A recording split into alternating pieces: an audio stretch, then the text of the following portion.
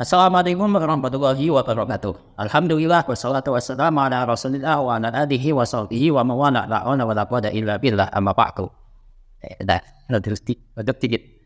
Jadi kita kembali lagi akan melanjutkan pembahasan i'rab kitab Fathul Bari, dan sekarang kita sudah masuk ke sunnah wudu yang nomor 1, 2, 3, nomor 4 ya.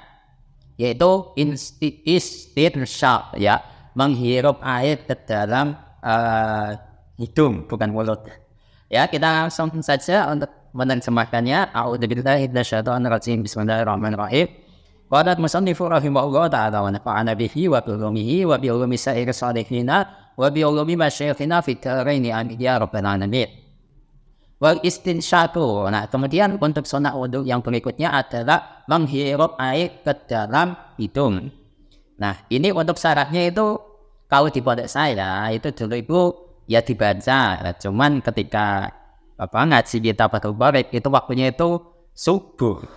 Jadi saya ketiduran. Nah, jadi penjelasannya itu saya di sini baca sendiri ya. Ba'dal madmadati dilakukan setelah orang itu berumur. Wa yaqsudu aslu sunnati fihi bi idkhalil ma'i fil anfi sawa'un jadabahu bi nafsihi ila khoyashimihi wa nasarahu amwat. Ya, itu bacanya wa nasarahu ya. Saya sebutkan pikir.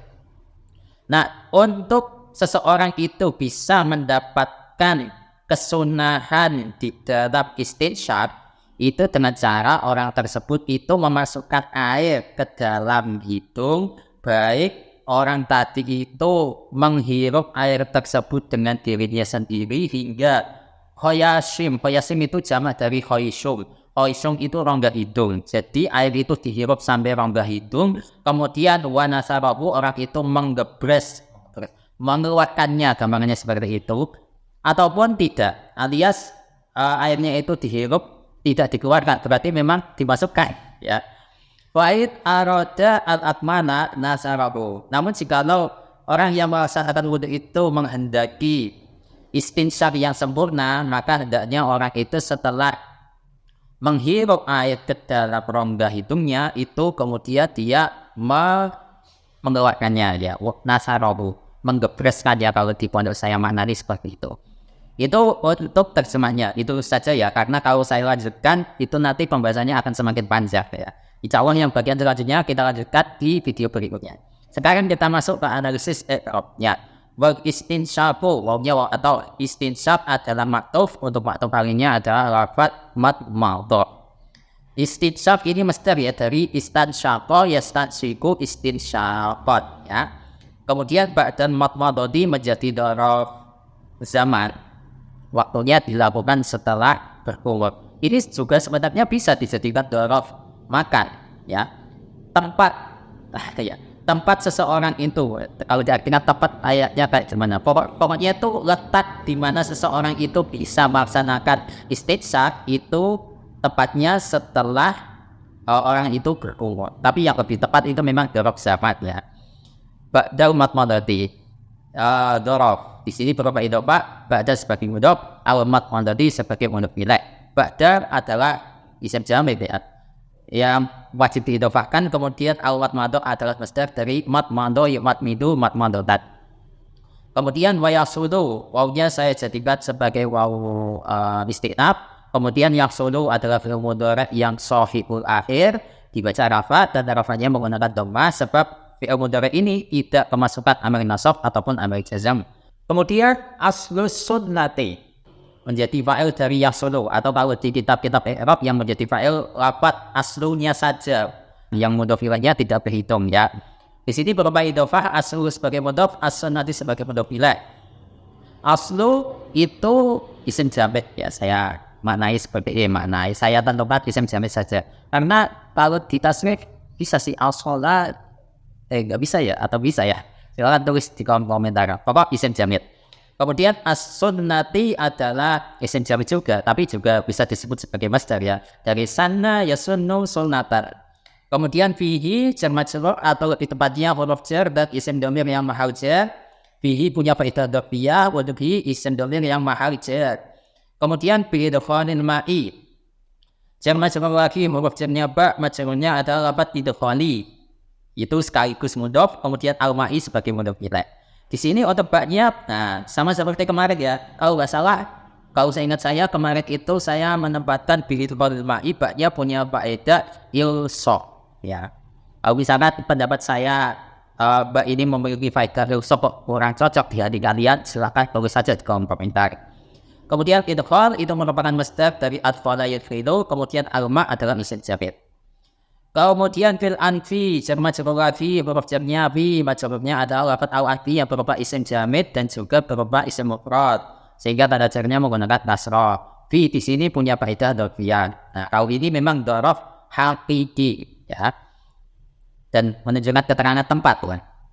Kemudian sawaun adalah khabar muqaddam ya, dan sawaun kalau nggak salah itu sawa yaswi sawaan, masdar atau tidak ya, saya belum ngecek. Tapi yang lebih amannya sawaun isim jamid gitu saja ya. Kemudian nah ini jadabahu. Nah berarti di sini kan tidak ada hamzah taswiyah ya.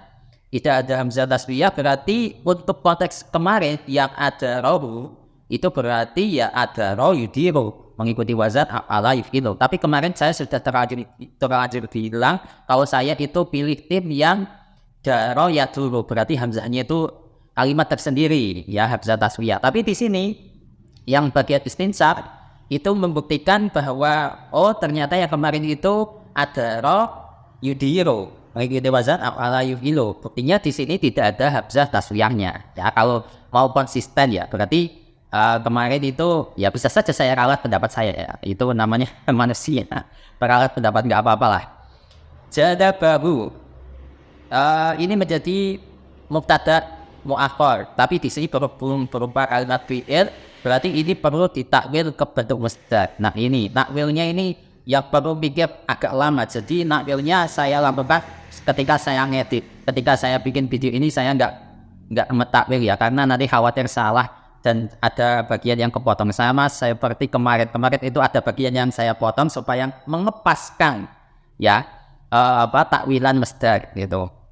Nah di sini untuk mubtada'nya kalau kita perhatikan satu persatu, tapi perlu ditakwil ke bentuk masdar ya. Sekali lagi itu di sini jadaba adalah fi'il madhi, kemudian untuk fa'il dari jadaba adalah dhamir mustatir, takdirnya huwa, dan huwa ini kembali ke al-mutawaddi. Kemudian untuk hu adalah isim dhamir yang mahal nasab karena posisinya sebagai maf'ul bi.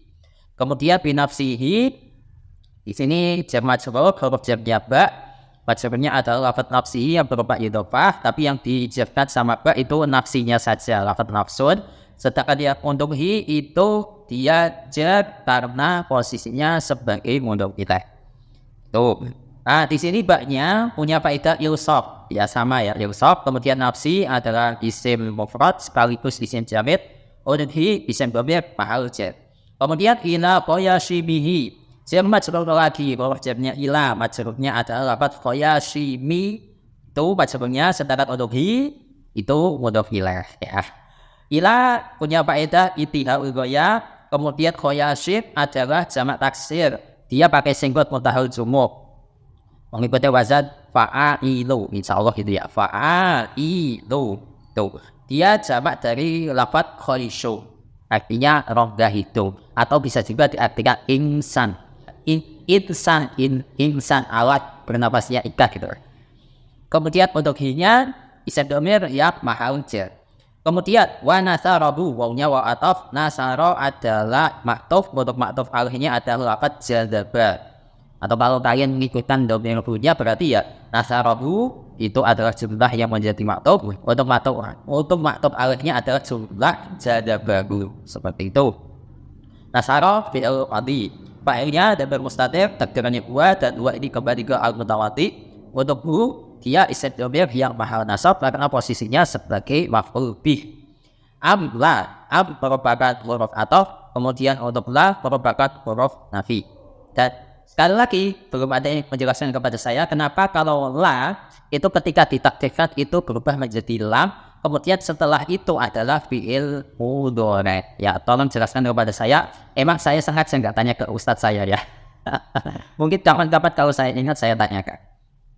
Selanjutnya titik. Fa'id arada Fa-nya adalah fa tafra, kemudian in merupakan huruf syarat yang juga sekaligus sebagai amil jazm, dan dia itu menjazmkan dua saja ya. Aroda adalah jumlah yang dijazmkan oleh in, berarti aroda adalah jumlah yang mahal jazm. Kalau dipelajari satu persatu, aroda adalah fi'il madhi, ya, mengikuti wazan af'ala yuf'ilu, aroda yuridu. Kemudian ada fa'ilnya adalah dhamir mustatir, takdirannya huwa, dan huwa ini kembali ke al-mutawaddi. Kemudian al-akmala adalah maf'ul bih dari aroda. Dibaca nasab, dan nasabnya menggunakan fathah sebab al-akmala adalah, ya, dia adalah isim taqdil. Isim taqdil itu bisa dipakai untuk mufrad, tasniyah ataupun jamak itu. Kemudian nasarahu, ya, punya saya ikutkan. Tapi kalau kalian nggak mengikutkannya juga nggak masalah. Tapi di sini saya ikutkan. Nasarahu adalah jumlah yang dibaca jazm gara-gara fi'il. Jumlah kedua ya yang dijazmkan oleh fi'il. Nah, kalau jumlah ini dan jumlah ini sebagai jawab juga ya. Kalau jumlah ini kita perhatikan satu persatu. Nasara adalah fi'il madhi yang juga sekaligus menjadi fi'il jawab. Kemudian untuk fa'il dari nasara adalah dhamir mustatir, takdirannya huwa, dan huwa ini kembali ke al-mutawaddi. Kemudian untuk dhamir hu, dia posisinya sebagai maf'ul bih.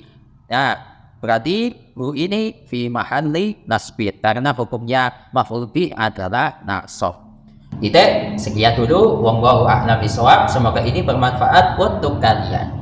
Dan insya Allah untuk bagian selanjutnya masih seputar istinsyaq akan kita lanjutkan di video berikutnya. Ya, video berikutnya atau kesempatan selanjutnya. Wassalamualaikum warahmatullahi wabarakatuh.